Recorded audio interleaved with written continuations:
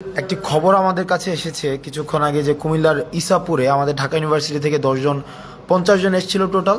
এর মধ্যে 10 জনকে আমাদের জিম্মি করা হয়েছে, বাকি 40 জনকে আলাদা করে ফেলা হয়েছে। এই ধরনের একটা খবর আমাদের কাছে এসেছিল। আমি নিজে এখন কুমিল্লাতে আছি। কুমিল্লাতে এসেছি আমাদের ত্রাণ সহায়তা নিয়ে, এবং এই ত্রাণটি আমরা কিছুক্ষণের মধ্যেই কুমিল্লা যেই আমাদের পুলিশ লাইন আমরা পৌঁছে দিব, এবং সেখানে আরও অন্যান্য যে ত্রাণগুলো রয়েছে সমন্বিতভাবে আমরা সেখানে পৌঁছে দেব।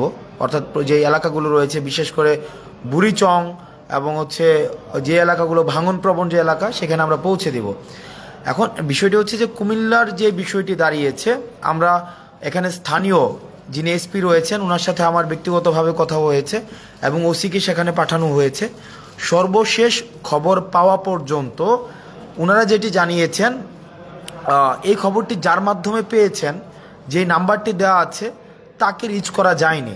যে যার নাম্বার সাব্বির নামের একজনের নাম্বার দেওয়া হয়েছে, যে সাব্বিরের সাথে যোগাযোগ করতে বলা হয়েছে, কিন্তু সাব্বির নামের যেই ভদ্রলোক ওনাকেও এখনও পর্যন্ত রিচ করা যায়নি। এবং এই খবরটি আসলে সত্যতা কতটুকু সেটি নিয়েও এখনও পর্যন্ত আমরা সন্দিহান। কারণ এসপি মহোদয় এবং ওসি নিজে গিয়েছেন, এখনও পর্যন্ত এই ধরনের কোনো খবর পাওয়া যায়নি। মানে এখনও পর্যন্ত এই ধরনের কোনো পাওয়া যায়নি। তো অনেকে ভাবছে হয়তো যে তাদেরকে ডাকাত সন্দেহে এলাকাবাসী হয়তো আটক করেছে। ওই যে 50 জন ওখানে রয়েছে, এইটি সত্যতা এখনও পর্যন্ত নিশ্চিত করা যায়নি। তো আমরা চেষ্টা করছি। আমরা এখনও পর্যন্ত আছি কুমিল্লাতে আজকে সারাদিন থাকবো, এবং আমরা এখানে যে প্রত্যন্ত এলাকায় প্রান্তিক পর্যায়ে যে ত্রাণ আজকে যেগুলো আমরা সংগ্রহ করেছি সেগুলো আমরা পৌঁছে দেওয়ার চেষ্টা করব। এবং অ্যাট দ্য সেম টাইম আমরা যে কাজটি করব সেটি হচ্ছে যে যাদের খবর এসেছে যে ইসাপুরে যে তাদেরকে আটক করা হয়েছে, তাদের পুনরুদ্ধারের জন্য, তারা যদি আসলেই মূলত আটক হয়েও থাকে, তাদের পুনরুদ্ধারের জন্য আমাদের যেই প্রচেষ্টা রয়েছে এবং আইনগত যে বিষয়গুলো রয়েছে সেটি যেন নিশ্চিত হয়, সেই কাজটিও আমরা করব। ঢাকা ইউনিভার্সিটির যারা রয়েছেন, আমার সহপাঠী থেকে শুরু করে সিনিয়র জুনিয়র, আপনারা বিভিন্নভাবে কনসার্ন জানাচ্ছেন। আজকে বেশ অনেকক্ষণ ধরে আমাকে বিভিন্নভাবে আমাকে জানাচ্ছেন। আমি আপনাদেরকে বলবো যে এখনও পর্যন্ত এই ধরনের ঘটনা ঘটেছে বলে আমাদের পুলিশ থেকে আমরা জানতে পারিনি। দ্বিতীয় যে বিষয়টি সেটা হচ্ছে সাকিব, আমাদের ছোট ভাই সাকিব, মনোয়ার এবং যে আমাদের হোসাইন, এই তিনজন আমরা জানি যে ফেসিবাদ বিরোধী আন্দোলনের একদম শুরুর দিকে আমরা যখন আনুষ্ঠানিকভাবে এক দফা দেওয়ার পূর্বেই কিন্তু আমরা দেখেছি যে তাদের একটি মিছিল আমাদের জৌহল থেকে ওরা দিয়েছিল। ঢাকায় তখন লকডাউন, ঢাকায় এক ধরনের ব্ল্যাক আউট ছিল, আমরা ইন্টারনেট শাটডাউন দিয়ে দেওয়া হয়েছিল, আমাদের কারফিউ জারি করা হয়েছিল।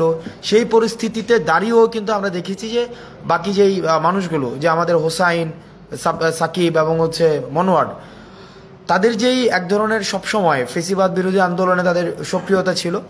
যখনই লক্ষ্মীপুরের বন্যার খবরটি আসে, আমরা তাদেরকে দেখেছি যে পরের দিনই তারা ঢাকা থেকে ছুটে গিয়েছে রিফাত রশিদ, বাকের, তারপরে আমাদের অন্যান্য আরও সমন্বয়কদের সাথে। দুঃখজনক বিষয় হচ্ছে যে তাদের সাথে গতকাল রাত থেকে এখনও পর্যন্ত কোনো ধরনের যোগাযোগ করা যায়নি তাদের সাথে। আমরা চেষ্টা করছি যে আমরা ডিসির সাথে কথা বলার চেষ্টা করেছি, এসপির সাথে কথা বলার চেষ্টা করেছি, কিন্তু ওখানের যে পরিস্থিতি, মানে ওখানের যে সার্বিক পরিস্থিতি এমন পর্যায়ে এসে দাঁড়িয়েছে যে ডিসি বা এসপি কারো কাছে আমরা রিচ করতে পারিনি। অর্থাৎ ইন্টারনেট ব্ল্যাক আউট হয়ে গিয়েছে, মানে কমপ্লিটলি ব্ল্যাক আউট হয়ে গিয়েছে। আমরা চেষ্টা করছি যে সাকিবদের কাছে পৌঁছানো, রিয়াদদের কাছে পৌঁছানো, মনোয়ারদের কাছে পৌঁছানো। আপনারা আপনাদের জায়গা থেকে আপনারা চেষ্টা করুন। আর তৃতীয় একটি বিষয়, আমরা দেখতে পাচ্ছি যে বাংলাদেশের বিভিন্ন জায়গা থেকে ত্রাণ সহায়তার জন্য আমরা 20 জনের টিম নিয়ে, 30 জনের টিম নিয়ে ফেনীমুখী হচ্ছি, নোয়াখালীমুখী হচ্ছি। আপনাদের কাছে অনুরোধ থাকবে, এভাবে টিম নিয়ে আসার কোনো প্রয়োজন নেই। আপনাদের প্রশিক্ষিত টিম ছাড়া, প্রশিক্ষিত টিমের যদি আপনারা সমন্বয় নিশ্চিত করতে না পারেন, আপনার ফেনীমুখী হওয়ার দরকার নেই। সর্বোচ্চ একটা ট্রাকের সাথে 2 জন বা 3 জন, সর্বোচ্চ 2 জন বা 3 জন এনাফ। এর বেশি যারা আসছে 10 জন 15 জন, এই 10 জন 15 জন আসার কোনো প্রয়োজন নেই।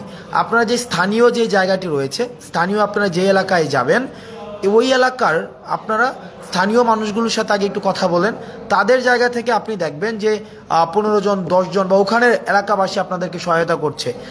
খালি শুধু শুধু ঢাকা থেকে 10 জনের একটা টিম নিয়ে যাচ্ছেন, 20 জনের একটা টিম নিয়ে যাচ্ছেন, গিয়ে সেটা আরও বেশি আপনাদের হচ্ছে বার্ডেন ক্রিয়েট করা হচ্ছে। ওই এলাকার মধ্যে একটা বার্ডেন ক্রিয়েট করা হচ্ছে। আপনাদের নিজস্ব খাওয়া দাওয়ার যে এই বিষয়গুলোর একটা বার্ডেন রয়েছে, তারপর হচ্ছে চলাফেরার একটা বার্ডেন রয়েছে, ট্রান্সপোর্টেশনের একটা বার্ডেন রয়েছে। এই সার্বিক যে বার্ডেনগুলো, এই বার্ডেনগুলো বিবেচনায় আপনার একটা ট্রাকের সাথে হায়েস্ট 2 জন আসতে পারেন, কিন্তু 10 জন বা 15 জন এই যে আসার যে বিষয়টি কি, সেটা হচ্ছে একটা ট্যুরের মতো হয়ে যায়। এই যে ট্যুর বা আমরা মনে হচ্ছে যেটা ট্যুরে যাচ্ছে, আমরা স্বাগত জানাই মানুষের যে অংশগ্রহণ হচ্ছে যে ত্রাণ কার্যক্রমের মধ্যে, এই বিষয়টিকে আমরা স্বাগত জানাই। কিন্তু এভাবে 10 জন 15 জন এভাবে যাওয়ার বিষয়টিকে আমরা নিরুৎসাহিত করি নিজেকে সেভ করার জন্য। গতকাল ঢাকা বিশ্ববিদ্যালয়ে একটা বোট ডুবে গিয়েছিল ফেনীতে, তাদেরকে রেস্কিউ করার জন্য আমাদের আবার টিম পাঠাতে হয়েছিল। এখন আমাদের যে এই সংকটকে আমরা আমাদের অংশগ্রহণের মধ্য দিয়ে আরও বেশি আমরা সংকটতর করতে পারি না, বরং আমরা যেটা করতে পারি সেটা হচ্ছে এই সংকটটিকে কীভাবে মিটিগেট করা যায়, আমাদের মিটিগেশন এবং অ্যাডাপ্টেশন প্রসেসের মধ্য দিয়ে সেই জায়গাটিতে আমাদের হচ্ছে গুরুত্ব বেশি করে দিতে হবে। রেদার আমরা যদি এই কাজটি বারবার করে এই সংকটকে আমরা আরও বেশি পাইল আকারে বৃদ্ধি করতে থাকি, তাহলে সেটি কিন্তু আমাদের জন্য হচ্ছে একটি প্রবলেমেটিক এবং এটি ইনএসকেপেবল প্রবলেম আমাদের জন্য ক্রিয়েট করবে। আমরা চাই না আমাদের জন্য এই প্রবলেমগুলো ক্রিয়েট হোক। আমরা চেষ্টা করছি, আজকে 3টি বিষয় নিয়ে আমি কথা বললাম। 1 নম্বর বিষয় হচ্ছে যে ইসাপুরে যারা হচ্ছে খবর এসেছে ডাকাত ধরেছে, এই বিষয়টি নিয়ে এখনও সত্যতা জানা যায়নি। 2 নম্বর বিষয় সাকিব, হোসাইন রিয়াদ এবং মনোয়ারের যে বিষয়টি সেটি নিয়ে। আর 3 নম্বর বিষয় আপনারা আপনাদের জায়গা থেকে চেষ্টা করবেন যেন যে সাঁতার না জানলে এবং যদি প্রশিক্ষিত কোনো রেস্কিউ টিমের সাথে যদি সংশ্লিষ্টতা না থাকে, তাহলে সেক্ষেত্রে আপনারা ত্রাণ কার্যক্রমে আসার প্রয়োজন নেই। রেদার আপনারা যেটা করতে পারেন, টিএসসিতে আপনারা দেখেছেন যে আমাদের প্রতিদিন ত্রাণ কার্যক্রম চলছে। আমি আজকে কুমিল্লা এসেছি, কুমিল্লায় হয়তো আমি সকালের মধ্যে ফজরের মধ্যে ত্রাণ কার্যক্রম আমরা শুরু করে দিতে পারবো পুলিশ লাইন থেকে। আবার 3টার দিকে ঢাকায় ব্যাক করে আবার আমরা ত্রাণ সংগ্রহ করব এবং ত্রাণগুলো বাংলাদেশের বিভিন্ন জায়গায় আমরা পৌঁছে দেওয়ার চেষ্টা করব। ত্রাণগুলো বিভিন্ন জায়গায় পৌঁছে দেওয়ার চেষ্টা করব। আপনারা কুমিল্লায় যারা রয়েছেন বিভিন্নভাবে আমাদের কাছে শঙ্কার কথা বলেছেন, আমরা আমাদের জায়গা থেকে আমরা চেষ্টা করেছি এবং এটি যেহেতু এটা জাতীয় দুর্যোগ এবং এই জাতীয় দুর্যোগে আমাদের জয়েন্ট কোলাবোরেটিভ ভেঞ্চার ছাড়া আমাদের কখনোই এই জাতীয় দুর্যোগ থেকে উত্তরণ সম্ভব নয়। আমাদের এই দুর্যোগটিকে আমরা দেখছি যে এটি একটি ইন্টেনশনালি ভারত ওয়াটার গেটগুলোকে খুলে দিয়েছে, আমাদেরকে পূর্ব প্রস্তুতির কোনো সুযোগ দেয়নি। এটির মধ্য দিয়ে আমাদের ভারতের সাথে পরবর্তী যে সম্পর্কটি, সেই সম্পর্কটি একটি টেস্টিমোনিয়াল হিসেবে বিবেচিত হবে। আমরা বিবেচনায় রাখতে চাই ভারত আমাদের সাথে এখন যেভাবে আচরণ করছে, ভবিষ্যতে আমরা ভারতের সাথে কিভাবে আচরণ করব, এই বিষয়টি টেস্টিমোনিয়াল হচ্ছে এখনের সিদ্ধান্ত। ভারতের সিদ্ধান্তটি নিয়ে নিল এবং তারা আমাদের সাথে প্রতিবেশী সুলভ আচরণ করেনি। যেহেতু কুমিল্লা একটি ভারতের বর্ডার ঘেঁষিত একটি এলাকা, বুড়িচং, বিশেষ করে বুড়িচং, ওদিক থেকে কসবা রয়েছে, ব্রাহ্মণবাড়িয়ার কসবা রয়েছে, আমরা চেষ্টা করছি যতটা সম্ভব আমাদের হচ্ছে এই সংকটগুলোকে কাটানো। আপনারা আপনাদের জায়গা থেকে আপনারা চেষ্টা করুন। আর দয়া করে গুজব ছড়াবেন না। এমনি জাতীয় সংকটটি নিয়ে আমাদের হচ্ছে বেশ কষ্ট করতে হচ্ছে। আপনারা যে আপনাদের জায়গা থেকে কোনো তথ্যের অথেন্টিসিটি যদি আপনারা না পান, একটি তথ্য ফেসবুকে শেয়ার করার পূর্বে আপনারা ভেরিফাই করবেন, যেটাকে আমরা বলি যে ক্রস চেক করে নেওয়া। একটি ক্রস চেক করার পূর্বে আপনারা একটি তথ্য কখনোই ফেসবুকে শেয়ার করবেন না, কারণ এটি একটি আতঙ্কটা, এটাকে একটি চেইন, একটি আতঙ্ক 1 জন থেকে 3 জন, 3 জন থেকে 8 জন, 8 জন থেকে 16 জন, অর্থাৎ চেইন রিয়েক্টিভ একটা অ্যাপ্রোচের মধ্যে দিয়ে এটা ছড়িয়ে যায়।